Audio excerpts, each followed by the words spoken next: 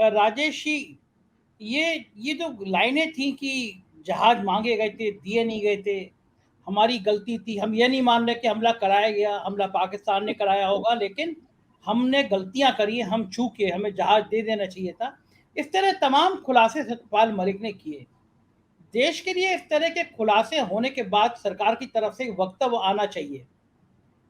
सतपाल मलिक ने कहा कि लेटर मांगा, सरकार की तरफ से आना चाहिए कि जहाज लेटर आया था या नहीं आया था, जहाज मांग या नहीं मांगे, तो आदमी कंफ्यूज है। और राम माधव अंबानी ने कोई खेल करने की कोशिश की थी नहीं की थी, सरकार की तरफ से आना चाहिए। इतनी खामोशी और सारे चैनल्स पे खामोशी, जनता बहुत कंफ्यूज है राजेश जी, करे तो करें क्या आम आदमी। धन्यवाद संजय। देखिए, इस समूचे मामले में तीन पक्ष हैं। एक पक्ष राज्यपाल के तौर पर जो भूमिका सतपाल मलिक की रही वो है, और उसके बाद पद पर नहीं रहने के बाद वो जिस तरह से खुलासे कर रहे हैं, तो एक पक्ष तो राज्यपाल है। दूसरा पक्ष राष्ट्रीय स्वयंसेवक संघ है, जो इस समय सरकार को, केंद्र सरकार को चलाने वाला संगठन है। तीसरा जो है केंद्र सरकार और भारतीय जनता पार्टी है। अब मैं ये नहीं कहता कि सतपाल मलिक को मैं कोई क्लीन चिट नहीं दे रहा हूं कि भाई उन पर सीबीआई की जांच क्यों हो रही है और ईडी की जांच क्यों हो रही है, लेकिन ये बहुत स्वाभाविक सी बात है कि जब आप सच के साथ खड़े होते हैं, महात्मा गांधी को क्यों लोग पसंद नहीं करते, बहुत सारे लोग, और अंग्रेजों के जमाने में भी नहीं करते थे बहुत सारे लोग, जिन्ना जैसे लोग और कई और भी ऐसे लोग थे जो उनको पसंद नहीं करते थे। क्यों? क्योंकि वो सच के साथ खड़े होते थे। सच बोलना बहुत साहस का काम होता है, और कोई राज्यपाल जब अपने विवेक अधिकार का इस्तेमाल करता है तो उसको बहुत साहस की जरूरत होती है। तो मैं आपको थोड़ा सा ये एक एक बैकग्राउंड इसलिए भी देना चाहता हूं कि देखिए, दो स्थितियां हैं। एक तो सतपाल मलिक जी ने बिल्कुल गोवा में रहते हुए भी, जम्मू कश्मीर के राज्यपाल पद पर रहते हुए भी, और पूर्वोत्तर में राज्यपाल रहते हुए भी कई बातें और कई तथ्य ऐसे केंद्र सरकार के सामने लाए हैं जिनको केंद्र सरकार को बड़े, अगर चाहती तो बड़ा रचनात्मक तरीके से अगर लेती तो शायद केंद्र सरकार के रवैये में सुधार ही होता।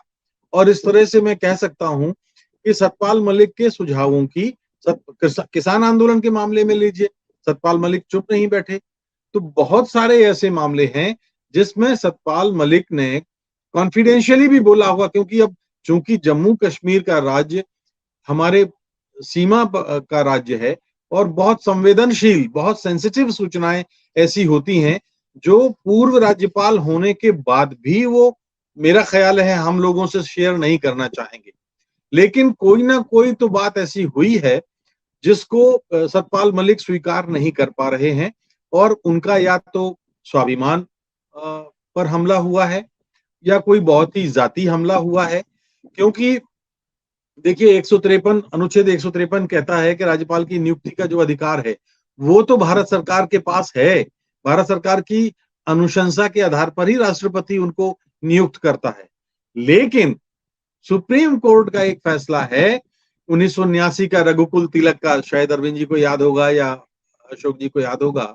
रघुकुल तिलक जी का जो मामला हुआ था 1979 में, उसमें सुप्रीम कोर्ट ने बहुत साफ कहा था कि राज्यपाल केंद्र सरकार के नियंत्रण में नहीं है और केंद्र सरकार के कोई नियम निर्देश मानने के लिए बाध्य नहीं है। ये बहुत साफ था। राज्यपाल संविधान का प्रतीक है और राष्ट्रपति भी संविधान का प्रतीक है। संविधान की रक्षा राष्ट्रपति की सर्वोच्च प्राथमिकता है, और राज्यपाल होने के नाते संवैधानिक रक्षा जो है, संवैधानिक अधिकारों की रक्षा, वो राज्यपाल की रक्षा है। तो ऐसी स्थितियों में जब उनके सामने जो चीजें आती रही होंगी, उनमें से बहुत सारी स्थितियां मुझे नहीं लगता कि उन्होंने शेयर की होंगी, क्योंकि राष्ट्रीय सुरक्षा का मसला जरूर आड़े आता होगा। लेकिन पद पर नहीं रहने के बाद उन्होंने जिस तरह से एक के बाद एक मामले सामने लाए हैं, वो जनहित के मामले। और देखिए, जनहित से बड़ा भारतीय लोकतंत्र में कुछ नहीं होता। तो सतपाल मलिक को अपने सच के साहस की कीमत तो चुकानी पड़ेगी, ये हम सब जानते हैं। लेकिन अगर आप पिछले आधी सदी का सफर जो हम लोग 45, 46, 47 साल की पत्रकारिता में देखते रहे हैं, तो हमने ये पाया है कि ईमानदारी से कोई सियासत करता है, सच के साथ कोई सियासत करता है, तो उसे कोई भी सरकार पसंद नहीं करती। और सरकार हर उस नुमाइंदे को तंग करती है जो सच खुला खुला बोलता है। तो सतपाल मलिक तो इस मामले में बड़े बेबाक टिप्पणी करने वाले हैं। और जैसे कि अभी हुई चौधरी चरण से भारती, हमें याद है भी कि हम लोग जब कॉलेज में थे तब वो, और उससे शायद कुछ समय पहले की बात है, बीकेडी भारतीय क्रांति दल उस समय होता था, वहां से उनका शुरुआत हुआ। वो भारत समाजवादी पार्टी में से चुने गए, कांग्रेस से चुने गए, भारतीय जनता पार्टी से चुने गए, और उसके तो वो उपाध्यक्ष रहे हैं। लेकिन एक बात मैं यहाँ थोड़ा सा विषयांतर करते हुए मैं मूल विषय पे आऊंगा कि मेरे मन में थोड़ा सा ये सवाल उठता है कि जब वो इतने संवेदनशील मसले पर और मामले पर वो खुलासा करते हैं, तो हम ये देश उनसे ये जानने का हक जरूर रखता है कि अनुच्छेद 370 जिस तरीके से विलोपित किया गया था, उसके विलोपन के पर्दे के पीछे की कहानी क्या है। ना संसद में चर्चा हुई, ना संसद को कोई इसकी जानकारी दी गई, ना सभी दलों को विश्वास में लिया गया। राज्यपाल के रूप में उन्होंने उसको हस्ताक्षर किए। तो अगर ऐसा कुछ हुआ तो यकीनन पर्दे के पीछे कोई ना कोई बात अनुच्छेद 370 की भी होगी, जो आज नहीं तो कल, कल नहीं तो परसों सतपाल मलिक उसको जनता की अदालत में, जो कि सर्वोच्च लोकतंत्र की सर्वोच्च अदालत होती है, उस अदालत में लाएंगे। और मुझे लगता है केंद्र सरकार के लिए ये एक मुश्किल भरा समय हो सकता है और चुनौती का, क्योंकि अगले साल चुनाव है। सतपाल मलिक को कोई झूठा नहीं बोलता, सतपाल मलिक को कोई अपराधी नहीं बोलता, सतपाल मलिक को कोई फ्रॉड नहीं बोलता, कोई झूठा, कोई इस तरह की बात नहीं बोलता कि सतपाल मलिक की बात है वो तो झूठ, कौन उसको गंभीरता से ले। जैसा कि चरण सिंह के एक और शिष्य राजनारायण के बारे में बोलते थे कि हम लोग गंभीरता से नहीं लेते थे, तो सतपाल मलिक के बारे में कोई ऐसे नहीं बोलता। तो इसलिए हम सब लोगों को मानसिक तौर पर इस बात के लिए तैयार होना चाहिए कि सतपाल मलिक अनुच्छेद 370 के बारे में निश्चित रूप से कोई ना कोई तथ्य उजागर करेंगे, सामने लाएंगे पर्दे के पीछे की कहानी, क्योंकि ये लोकतंत्र चाहता है कि एक बहुत ही असंवैधानिक तरीके से ये फैसला कैसे लिया गया था। और ये फैसला अगर सामने आ गया, उसके पर्दे के पीछे की कहानी सामने आ गई, तो फिर केंद्र सरकार के लिए बहुत मुश्किल होगी। तो ये जो समूची बात है, इसलिए उनको येन केन प्रकारेण तंग करने का, उनको परेशान करने का, उनको केंद्रीय जांच एजेंसियों का जो है वो सामना करने के लिए और उनको परेशान करने के लिए सारे ये उपक्रम हो रहे हैं। देखना ये है कि वो अपना नैतिक साहस कब तक बनाए रख सकते हैं। अगर वो ऐसा रख सकते हैं तो भारतीय लोकतंत्र निश्चित रूप से उनके प्रति बहुत आभार मानेगा, क्योंकि इस समय हमारे लोकतंत्र पर वास्तव में बहुत गंभीर चुनौतियां हैं। तो अगर वो ऐसा करते हैं तो सारे दल, प्रतिपक्ष के जो दल हैं वो भी, और अगर वो ईमानदार हैं अपने देश के प्रति, अपने लोकतंत्र के प्रति, तो सतपाल मलिक के साथ उनको खड़ा होना पड़ेगा। तीसरी बात में, अब जो तीसरा संगठन में अपने राम माधव वाली जो बात कही है, और अशोक ने एक बहुत अच्छी बात कही, ठीक बात है। अब ये वो राष्ट्रीय स्वयंसेवक संघ नहीं रहा जिसको हम लोगों ने अपनी जवानी में देखा है।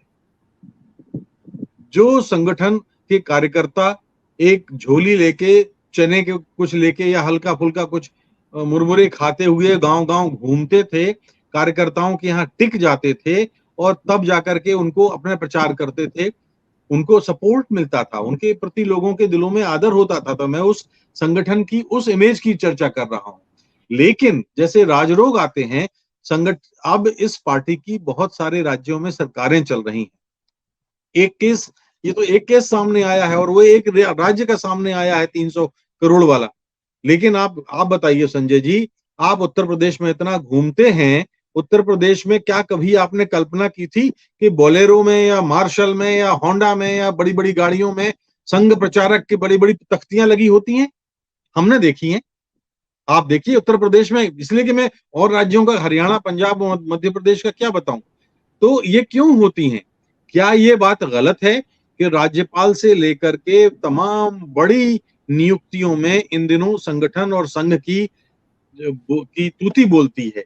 क्या ये बात गलत है कि सारे विश्वविद्यालयों में वाइस चांसलर्स की अपॉइंटमेंट बिना संघ के इशारे के नहीं होते? और जब ऐसा होता है तो मैं बहुत जिम्मेदारी से कह रहा हूं कि उनमें अनियमितताओं की शिकायतें और आरोप भी आते हैं। तो जाहिर सी बात है कि अब ये आज का जो संघ है वो बदला हुआ संघ है। हमने बेहद समर्पित, ईमानदार, मतलब संघ कार्यकर्ता पर एक 100% ईमानदारी का एक ठप्पा लगा होता था। आज 100% तो क्या 1% भी आप यकीन नहीं कर सकते हैं। आज मध्य प्रदेश में, उत्तर प्रदेश में, छत्तीसगढ़ में, महाराष्ट्र में, गुजरात में, आप अगर काम कराना है, आपको ब्यूरोक्रेसी में आपकी कोई जुगाड़ नहीं है, राजनेताओं में आपकी कोई जुगाड़ पहचान नहीं है, तो लोग ये कहते हैं अच्छा संघ से करा लो। तो आप क्या सोचते हैं कि संघ कोई बहुत ही धर्मशाला खोल के बैठा हुआ है कि बहुत ही निशुल्क उपकृत कर देता है? हर चीज की एक फीस होती है। तो अगर राम माधव गए वहां किसी के प्रतिनिधि बन के, और अभी तक उस मामले की कोई रिपोर्ट केंद्र सरकार ने कोई सफाई नहीं दी, उस मामले की कोई जांच रिपोर्ट नहीं आई। और जांच रिपोर्ट तो क्यों आएगी? अरविंद जी गवाह हैं कि संसद में हमने देखा है बहुत सारे ऐसे मामले होते हैं, फैसले ऐसे होते हैं, सत्र जब चल रहा होता है तो कोई भी गवर्नमेंट नीति निर्देशक फैसले नहीं लेती, निर्णय के फैसले नहीं करती, और अगर करती है तो संसद में सबके सामने रखा जाता है, सभी दलों को विश्वास में लिया जाता है। तो यहाँ तो कुछ हो ही नहीं रहा है।